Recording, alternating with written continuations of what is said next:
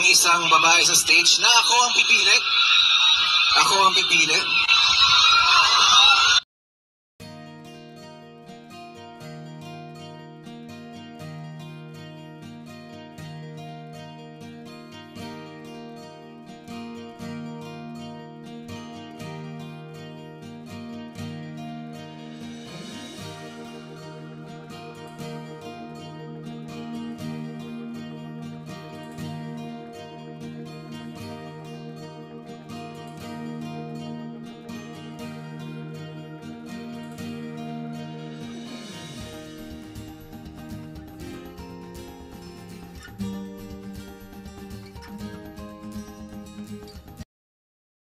Matapos nga ang ganap ni Paolo Avellino sa Agusan del Sur at dito naman kagabi may ganap na naman si Paolo sa Pangasinan.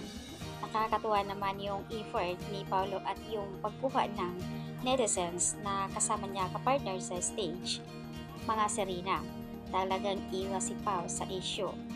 At syempre natutuwa naman ang mga Kim Pao fans dahil sa kanyang pagiging loyal kay Kimi.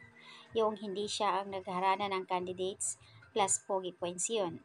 Tapos, ang kinuha pa niya talaga sa stage, yung mga Serena, safe pa rin ang mga loyal. Hindi niya binigyan ng dahilan ng Kimi para magselos, charot.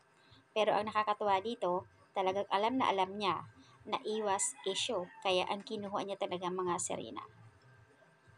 Kahapon nga ginanap kung saan ay tinatangkilik at pinagkaguluhan si Paolo Avellino sa Pangasinan. Sunod-sunod na nga ang project ni Paolo, solo ganap. So ayan, nakakatuwa naman si Paolo, ang daming mga fans. Parang napaka-humble kasi niya. Shy ulit. Ito yung sinasabi nila na introvert, pero napakagaling. Ang galing niya magdala ng tao. Samantala go ang mga puyaters, walang tulugan para dito sa ganap ni Pao. So ayan, ang ganda kasi ng song ni Paolo, dedicated niya yun talaga para kay Kimi.